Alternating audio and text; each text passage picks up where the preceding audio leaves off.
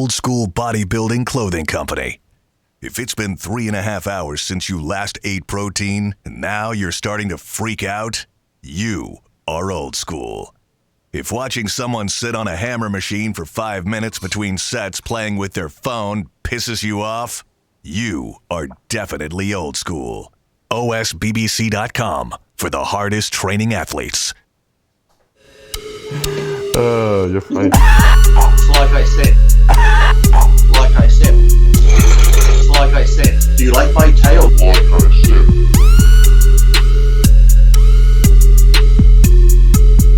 said. Welcome back to Iron Rage. It is Cookie Monster Day here. It's funny you have Cookie Monster because I have Cookie Monster Blue in my cup. Ah, look at that. You know, this Cookie Monster made it through 3 of my kids, and I'm telling you, this thing, it was hurled at the wall, thrown down, beaten on the floor, and it's still talking. Hurled at your head. How many times was it hurled at you? A couple times. I'm shocked it made it through my son. My daughters weren't quite as rough on it, but this, every time they would cry, we would give them Cookie Monster. Cookie. Is it just me, or the more I look at it, he just looks like a retarded Smurf? Yeah, pretty much. He burps at some point. Hold on, let me see.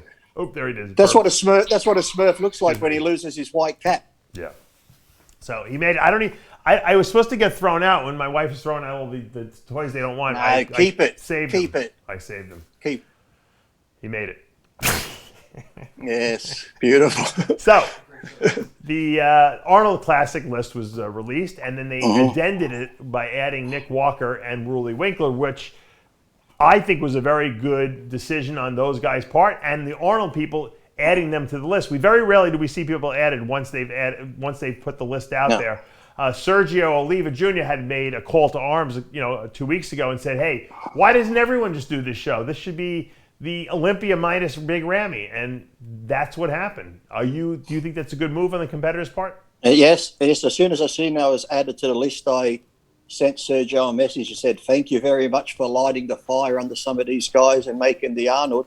But when you look at it now, with this lineup, like the Olympia's going to always be the Olympia, but I think sadly, or not sadly, but it's great. More people, I think, are going to talk about the Arnold because, as we've said, the Arnold isn't set in stone. Whoever comes into best shape can win it. Whereas, okay, the Olympia, if the Mr. Olympia comes in, Ramy comes in shape, we pretty much know who Mr. Olympia is going to be in second and third. But the Arnold Classic right now is wide open to anyone. And you know whoever wins that, he's going to be the forerunner going into the Mr. Olympia. Sure, some other guys who might get second or third at the Arnold can change in a couple of weeks and come in better. But, whoever wins the Arnold's going to be the one gunning for Big Ramy come the Olympia.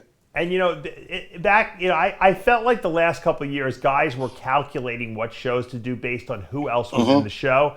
And this seems like the first show where guys were just like, I'm going in. I don't care who's there. Because let's face it, you got Bonac in that lineup. You got Ruli in that lineup. Those guys are in cement. They're top 5 Olympians, And a lot of guys might say, hey, why should I do the show? I can't beat those guys. But we're not seeing that. We're seeing guys saying, you know what? I can beat them. I want to challenge them. I want to be compared with these guys. I think it's a good move. I think it's great for the Arnold and great for the sport. Well, that's a silly way to think, though, really, because, yes, if somebody's in 100% shape in different shows, maybe you can't beat them. But look at me. I probably never thought I could beat Chris Cormier or Dexter Jackson or Ronnie Coleman or Jay Cutler, but I beat all them. It's like, as long as you keep coming in your best, if they just slip a little bit, you can beat anyone and anyone can beat you. That's why you never know. So you just got to give it a go. That'd be like teams saying, well, that team's so good at the Super Bowl. They've won the Super Bowl this many times. We can't play them. Yes, you can, because everybody has a bad day. And if you catch them on a bad day, that's your good day. So I just interviewed yesterday. We haven't put the interview up. Aaron Baker. And Aaron Baker, if you remember, went against Flex Wheeler at that. It was like almost like a little mini tour before the Olympia. It was like Miami Beach. It was a couple. There was 3 shows in a row. There used to be Iron Man and stuff. Iron Man, right? And there was another one. And he ostensibly beat Flex. I mean, a lot of people thought he beat Flex. I think Aaron's one of the most guys who got screwed so many times because he almost looked like, back then he almost looked like a Kai Green, just his thickness and his density and stuff. And even Aaron, he was an artist and he was very flamboyant with his costumes and stuff. So he was probably like the 90s version of Kai Green and stuff. So, exactly. And there's another thing we got. We could have Kai Green coming to the Olympia this year. So I don't think we're seeing Kai Green. Someone asked hey, me come on now. Stage. He said he's doing it. Did he say he's doing it? Well, I've seen there's a lot of these other things that have been coming up saying that he's in. So no, he's teasing. I don't think there's no. Kai Green didn't say he's doing the Olympia. He hit a couple of shots.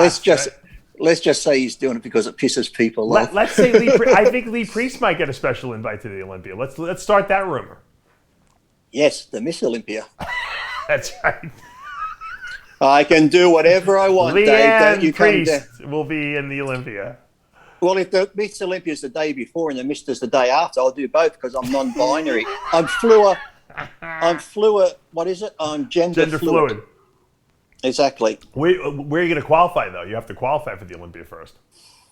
Oh, yeah. I'll probably qualify in bikini and work my way up. At Tampa. Do Tampa first. I could qualify in, what's that new one? Wellness. Wellness. Okay. Yeah. I don't know if you... But did you see...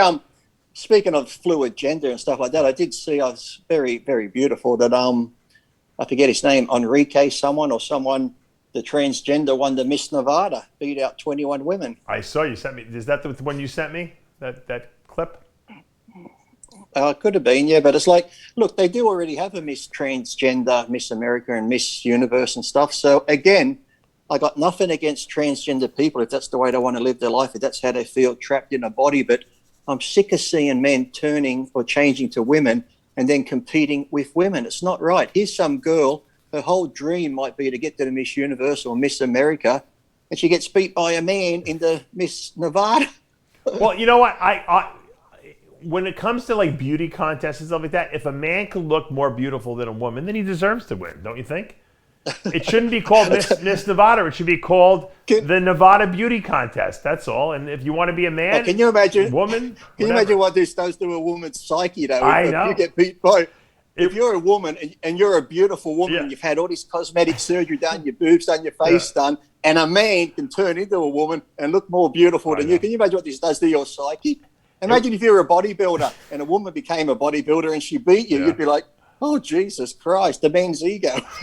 Well, it was like Nasser. I told Nasser El-Somebody, I saw him after the Dallas Europa show one year, and we were going up the escalator together, and I'm like, he had placed like 8th or something like that, and he was really upset. And I'm like, Nasser. Oh, Jesus. I wouldn't have talked to him if he placed 8th. Yeah, or maybe worse. And I said, Nasser, what do you think happened? He goes, well, you know, these morons, they have judged me incorrectly. I have lost to a blind man. You remember Greg Rando? Greg Rando beat him or something like that. And he was I think if anyone else would have beat him, he would have been all right. But the fact that a guy who's blind, which I don't know if that has to do with anything because he had a pretty good physique. The fact that the blind guy beat him, that Greg beat him, was so insulting to Nasser's like intellect that he couldn't handle it. He was going crazy. Why even give him an award? He can't even see the award. He will not know what it says on there. You could give him a certificate for 15th place. He cannot read it, Dave. Why give me? Right. He was so condescending, Nasser. I almost feel like saying to myself, you know what? I don't believe it. Nasser actually fucking probably deserved it, just to kind of silence his ego a little bit. But also, too, we had Gwen Berry, but she's a black woman, but she turned her back on the flag and when the anthem played, and it's like, come on now, come on. But you're there as an American team. You're not an individual. You're there as an American team. Right. It's like, even if look, to me, it's like these athletes have such a big profile. This was the U.S. Olympic trials. We're not talking about the Olympics. This is the trials. She was at. I know the Olympic Committee. I know the American committee said they can do their little protests, but the actual Olympic committee said no, they won't stand for any protests on the podium, which is how it should be. It's like these athletes have a big platform, protest anywhere else. But you go back to the old days, Jesse Owens, he competed over there in Germany when Hitler was around. Right. He made a protest, but when you read his stuff, he did it for the country, not against the country or against the flag. Protesting at the Olympics is not quite as bad as protesting at the U.S. Olympic trials, which is fielding the team for the USA. If you don't like this country and you don't want to be a part of the team USA, then don't do the fucking Olympics under our flag. Go compete in another country. That's what I the say. thing is, It's a yeah, different she's worth- story if she- you're going to the Olympics and protesting because some other country is oppressing people or there's terrorism and you're trying to make a statement. But if you're representing this country and we're fielding a team and you're not happy with this country, then don't go to the trials. Don't be an athlete for this country. Exactly. You're taking somebody else's spot, but you're protesting the country and the flag, the country that's given you all the rights and everything to be there, to be a top athlete, to represent the country. Right. She's worth like 31 million. So this country has given you the opportunity to do what you're doing and make that kind of money. And now you want to turn your back on. Look, sure, there's things that can change in the country, but go after big things like maybe schooling in the inner cities or the 52 young kids that are being killed and shot and murdered this year in those communities. Like protest real fucking things, not these silly, I'm oppressed, but yet here I am representing my country. I got to do the thing I love and I'm making millions of dollars. Come on. Who's worth 31 million? That woman? She is, yeah. For what? What does she say? What does she get money from? I think they came out just with her contracts and stuff like that. I think she must have a makeup contract. Did you see the makeup she was wearing on that thing? Like the eyelash. She should go into powerlifting. She's got a strong neck holding up those eyelashes. She had like the eyelashes, all this sparkly stuff here. She had the red lips with the black line down here. I saw that. I don't want to. When I first saw it, I didn't read it. As soon as I saw her photo, I went, "Oh fuck! Another man's won a woman's event." That's what I thought when I looked. I thought when I saw that lip thing, I said, "Oh no, Lee's gonna go fucking tattoo that on his fucking face now." I know it. No. But then, like I said, you can do good protests. Who was I forget his name back in the day when he stood up there and he held his fist in the air. Oh, for the Black Panthers or something? Yeah, I was watching. Yeah, something about. Yeah, but he said even then, he goes, what he meant by it, he goes, some of people took it the wrong way. When he did that, he meant to open his hand, meaning we're all in this together. This represents all the people, and we're in it together, like as a whole. But he never he got to explain it. He mysteriously forgot to open his hand up. Yeah, I don't know. Yeah. Look, you know what? When you're on that Olympic podium, you can do whatever you want because you've won. When you're fielding a team to go to the United States, for the United States to go to the Olympics. You got to have team unity there. Otherwise, it's like every man for himself. That's not the way it's supposed to be. The Olympic Games are fielding a team from your country to compete against all the other countries. That's supposed to bring us all together. If there's a political statement you want to make after you win the Olympic Games and you want it when you're being interviewed, then do it. But don't do it at the Olympic trials. That's not the right venue. Well, did you read about the transgender BMX rider? Did you read their statement? No. Well, look it up. The transgender BMX rider, his or her plan, is to get a gold medal. And he actually said this in the interview, to get a gold medal and while on the podium burn the flag in protest against America and their treatment of transgender people. I'm like, you're going to burn the flag on the podium? Like, if that's your right, I think it should be the right of the Navy SEALs and Special Forces who fought for your country, fought for your rights, to come and beat the fuck out of you. Yeah, if you light a fire on the podium, you deserve to get shot, because you're endangering people in the stadium. Some people respect the flag. Some people respect the flag that much. I remember, like I said to John, even like when I used to go to NASCAR events, you get these parachuters that come in on parachutes with a flag on their leg. Right. Like I said, the flag's never meant to touch the ground. And those guys, as soon as they land, they scramble as quick as they can and keep that flag from the ground because they respect it so much. Now we have these other people jumping on the flag, burning the flag and stuff like that. Imagine if she was competing for Russia or China and she tried doing that. Since returning home, we've never seen her. We've never seen her again. We don't know what happened. They must have retired. It's funny, but all these people that do these rebellious things, years later when they interview them, 20 years later, they always regret it. And they're always like, well, I was immature. And they realize what a dumb ass I was doing this stupid thing. Here you are, you work your whole life to try to be the greatest runner or the greatest whatever athlete in the world, win the Olympics. I mean, that's the highest honor you can win.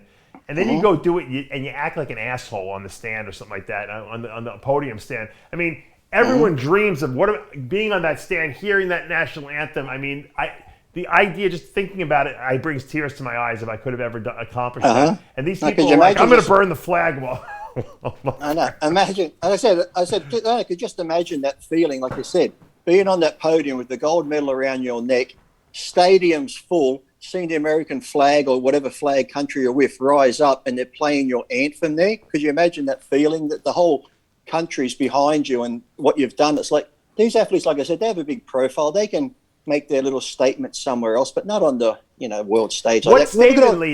The guy, girl, whatever. I guess it's a woman, a man that transitioned to a woman, or is it the other way around? I don't know. I mean, the fact that they can compete.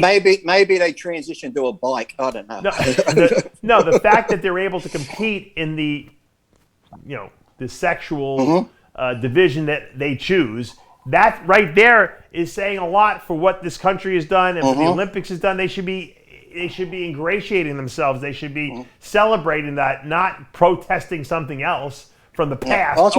I'm gonna burn the flag because we were oppressed for the last 100 years. Rather than say, you know what, thank God that now we're not oppressed and now we can do this, even though it's probably not something that should have been allowed. And I'm going to celebrate that. But I watched an interview with Scottie Pippen, and he was talking about stuff, and he was talking about was Phil Jackson, wasn't it, the Lakers coach, and that come and go, and he was talking. They said, "Do you think Phil Jackson was racist? Or what do you think?" And this sort of stuff. So he's saying he was. That's what I'm saying. I'm thinking, what? And then he's talking about because one of the games they put this rookie guy in who was white, and he said that was a racist move because I'm Scottie Pippen and I'm the heir apparent, and it was my team after these people left. I'm like, really? I said, Phil Jackson used to play basketball where the majority is black, and then what type of racist would have that job where everyone around you is black, you're coaching a black team? I'm thinking, is this Pippen lost his fucking mind or something? And then how many millions is he worth again? Another oppressed man. Fuck me dead. It's like, I can just see the clean people lining up for that job. What's the job entail? Oh, we got to try. Oh, yeah, that sounds great. Yeah, I love them people. I'm going to come hang around. Yeah, it was like, I couldn't believe Pippen saying that. Thinking, my God, it's like, is it this whole new era of wokeness or something that I'm not catching on to or something? But it's just like, how can we be more outrageous and make a bigger statement? Than I hear on the news, I just heard it today, and the news reporter here, they had Trump on because he was going down to Texas and that he was talking about the wall, talking about, yes, going to build a wall. The reporter, he goes, yes, he did say that, because you know what he said? We're going to paint the wall black because black is a color that makes it so hot it'll be hard to climb over, so the wall will be painted black. And he's like, I can't believe he said that he's going to paint it black. I'm like, well, black does attract heat. Black is a hot color, but now they're trying to turn this into a racial thing because he said he's painting the wall black. It's a lot easier to keep clean too. Exactly. Imagine you can't really graffiti a black wall, right? You know. Imagine the graffiti on a white wall, my God. Yeah. Because you said we're going to paint. We live in a society where everyone is offended by everything. You know what the truth is? No matter what anyone says about me, I don't even listen to it anymore. It just bounces off me. I don't even care anymore. So I'm not offended by anyone, you know. I just agree now when people say, Lee, you're a racist. I go, yeah, I am. And then I go and find that picture when I did the TV show wearing the white power shirt. Right. I got a picture of me in the white power shirt like that, and I send it to him and I said, this is just for you. Oh my God, you're wearing a white power shirt. It's like, that ain't that was from that comedy TV show. TV like, show I'm going to send this to everybody. I said, you go for it, mate. It's on my Instagram page, but you send it out. I just agree now, because then they're like, oh. Yeah. And then someone told me I was racist because I didn't like the illegals coming over. I said, look, I got no problem with illegals coming in. Just come to proper channels. I said, because, yes, they want to come for a better life. I got no problem with that. They want to come to America, get jobs, their family. I got no problem with that. But you got to work out who's good and who's bad. And then, like I said, I tell them, when you go to bed tonight in America, leave your front door open. That's all you got to do, because there's people out there on the streets in America who might want a warm meal. They might want to watch TV. So when you're upstairs with your kids sleeping, let them come in. I said 80% are probably nice and friendly. They just have a sandwich from your fridge and watch a bit of TV. Maybe one will come and kill you, but leave your door open. Take that chance. Who's that down there? Nobody. So, at the end of the day, however, I got to cut you off for 1 second. I got to think. You ever watch those movies though, where someone is in the house and they come out, like in the movies, they come and they go, "Is anybody there?" I'm thinking, why ask that? If I'm a burglar in your house coming to kill you, and you go, "Is anyone down there?" Yeah, it's just me. I'm coming up to slash your throat. Go back to the bed. scariest movie of like someone in your house is, you remember that movie, A Stranger is Calling? Oh, yeah, When a Stranger Calls. Or The Stranger Calls, right. And the baby's sitting there answering the phone, and the guy's actually in the house already. He's calling from the house. When the police call back and they go, "We've traced the call. It's coming from inside the house." Yeah, that was scary. They actually remade it. Did you see the remake? No. It's not bad, but I remember the original. Yeah, it was like that because she keeps getting that call and she's like, "Where is it? Where is it?" Then, we were kids because then, I think because where that one ends, I think the remake goes a little bit further. Oh. Yeah, but it goes, "The call's coming from inside the house." I was terrorized. I didn't want to go to sleep, and I didn't want to have the babysitter watch me anymore. The funniest spoof to that was, remember, was it one of those Scream movies or whatever like that? Yeah. You know, the guy in the mask. Yeah. "I'm watching you." Yeah, she goes, "I can see you behind the curtain." He's like, "Ooh," and then he runs again. "I can see you. You don't know." She goes, "I can see your feet sticking out from behind the couch." He's like, "Ooh." He's trying to hide. Yeah. No, those movies were pretty funny, actually, as goofy as they were. It's funny, they all the people, they always found like the biggest basket case, like, to do that. Like Anna Nicole Smith was in one of those movies, right? Lindsay Lohan was in one of those movies, right? Carmen Electra, I think, was in the very first one. With the boobs, right. Her boobs running in slow motion as he's chasing her. So, yes. They're like, let's find who's the most effed up person in Hollywood right now. We'll get him in the movie. Get Lindsay Lohan. You know, let's get her in the movie. There would have been a list a mile long if you're talking about effed up people in Hollywood. Yeah, exactly. Yeah, now, especially now. What do you think about the whole Britney Spears thing? That she's trying to get control of her life. Do you think?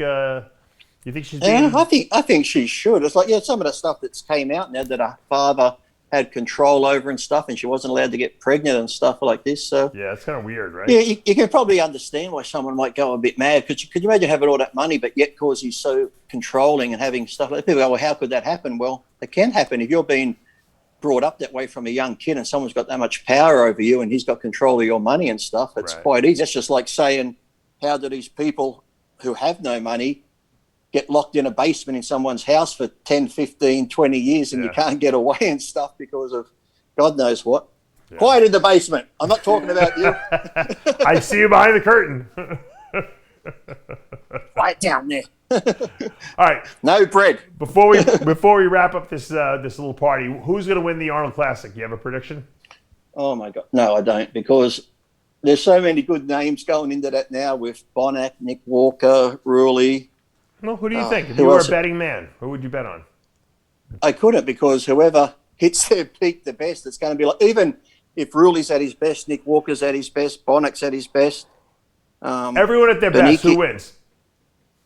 I'd have to see him on stage, because everyone has good shot parts and everyone has weaknesses. So off the top of my head now, I wouldn't be able to say until I actually saw him standing side by side. I don't think anyone can beat Ruley Winkler if he comes in at his best. We've never seen him at his best, so I don't. That's that's a tall order on. The only thing I worry about Ruley is because we haven't seen him back up there for a little bit. I hope he just doesn't come in too thick, which might distort some of his lines. His mass is no one's going to touch him on mass, but everything else, maybe if someone comes in, like I said, if he comes in that thick, remember, like someone, I don't know if anyone's going to come in similar, but like a Sean Roden, where it's like the mass, but also more lines. So whether that might balance it out. But there's no Sean Roden in this lineup. That's the only problem. Yeah. Exactly. But yeah, because like I said, because Nick Walker's thick, even Bonac for his height is thick. So I know I've left a lot of good names off there. Sergio even. So it's like Akeem Williams. Akeem Williams has the tool set to do well, Whatever, I guarantee whatever the top 5 or 6 top finalists are, I bet when they're called, really, if they're all at their best, whoever gets 5th probably could have been 1st. Whoever got 4th probably could have been 2nd. I think it's going to be one of those shows where the placings end up, if it had changed either way, I don't think anyone's going to complain, because the guys are all that good up there. So when they're there, like I said, it's going to come down to opinions and little minute type things. So, well, I guess we won't really know until the show takes place, but that's the exciting part. We get to take guesses and figure out who might do what, and I think that's adding a level of excitement to the pre-Olympia build-up, and then obviously whoever wins the Arnold Classic, we're going to be able to have to say, hey, is this the next guy who's going to beat Ramy? That'll be the next matchup. Who knows? There's still time in to build the excitement within a week or two. Added to the lineup, Hardy, and Rami. Well, I don't think we're going to see Rami, but I suggested that we were talking about that on Ask Dave with Sid, and I said I'm surprised because I know Hardy's coming in early this year to train. Why wouldn't Hadi Chupin jump into that lineup? I'm sure he could use the 100 and whatever 20 grand that they're giving away first prize. Well, so could Rami if he wanted to. It's like, hey, if you can. I don't think Rami's going to risk it. I don't think Rami will risk it. Here's the reason why Rami wouldn't risk it is because if Rami doesn't win, now going into the Olympia as the reigning champ, and he just lost to let's say a Ruli Winkler, that's going to lower his stock quite a bit. So I don't think we see Rami in that lineup, but I think we might see Hadi jump into that if they would leave it open to being able to invite. Are you saying Rami? You're saying Rami's not going to come into panic mode and go for the Arnold Classic? He'd have to come in really early and go stay with DJ for 3 months before. Let's start the panic mode again. Yeah, exactly. Hey, you know what? Panic mode worked for him, so he should be doing panic mode every year because he got. Isn't it funny little things you can say in a snippet in a clip like this, and people run with it like, "Oh my God, Dave thinks he's panicking." Well, Lee, have a very entertaining day. We're going to wrap this. I want to say it's the first. You're still in June. It's the 1st of July here. Thank you very much. So is that you're in winter? You're in the heart of winter there, right? Yes. It's cold and rainy. I had the fire going last night. That's why I said, I don't know. I got this fan. When I turned the light on, the fan come on. It feels like an ice chill coming down. It's so bizarre because, here we are. It's like the end of our day. It's the beginning of your day. You're in the winter. We're in the midst of summer. It's like 95 degrees here. Quarter to 7. I want people to know when I got up at 4 o'clock this morning, I checked my phone. Hey, Lee, ready to go anytime you are. Okay, Dave, I just got to get up and do a few things. How about in half an hour? Well, how about in 45 minutes? Okay, I got to go this. Okay, what about this time? It's like, Dave tells me, whenever you're ready to go, Lee, we're ready. Well, how about 2 hours later? Yeah, I'm always late. No, here's the thing. My wife said he's probably doing another show. I said, no, I said, I bet he's talking to someone about snakes. And when I come on, you're on the phone to someone about snakes. But here's the real question. Dave, the cup's fucking empty, all right? Yeah, I know. Let me give you some. Here you go. If the Earth is flat, if the Earth is really flat, like Jimmy the Bull says, how is it cold there and it's fucking hot here? How's it July 1st here when it's still June? That's right. These are the things I think about at night and keep me up late. Lee, I love you, man. We're gonna wrap this up. 5 days. 5 days is my birthday. I'll take cakes. I'll take those Pop-Tarts. Can I get the Pop-Tarts in 5 days for my You're for my born birthday? July 4th? July 6th. Oh, so it's 6. Oh, because it's June 1st. It's July 1st there already. Oh, yeah. Okay. Hello, Dave. Welcome to the party. It would have been much nicer. You should just tell people you're born July 4th. Then you could really be like an Uncle Sam, No, I feel like my birthday is more important, so I had to separate it. I got you. Okay. Well, my sister's born on July 12th, so she's pretty close to you. My nephew, my sister's son, is born July 4th, so it's his birthday on July 4th. Actually, what year were you born? 19 what? 72. I'll be 49. So you're actually 6 days older than my sister. My sister's 72 also. Cool. See? There you go. Unbelievable. Yeah, pretty cool. But I'll take cakes. I'll take donuts, whatever anyone wants to send me. Thank you very much. So you're going to be 48?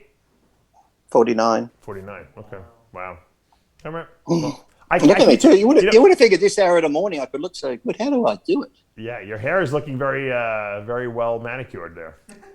You like that? I put a bit of gel in it, so when I get up in the morning, I don't need to add any gel. You just put water in it and go like that. Ta-da! Came out perfect. You should grow a mustache and frost that too. Oh my God. I really can't, because what happens is, because I got lighter hair naturally, even though I bleach a bit, when I do grow a mustache or beard, there's like light hairs in it, so it'll be dark, a few light hairs in a gap, and then do dark. Like the Hulk Hogan thing, dye it like black, like he did. It looks like I got the mange. It looks like there's pieces missing out of my beard. No, don't do a beard. Do one of those little Joe Eater mustaches, like Blackman had, and you can just. I was going to say Blackman with the frosting.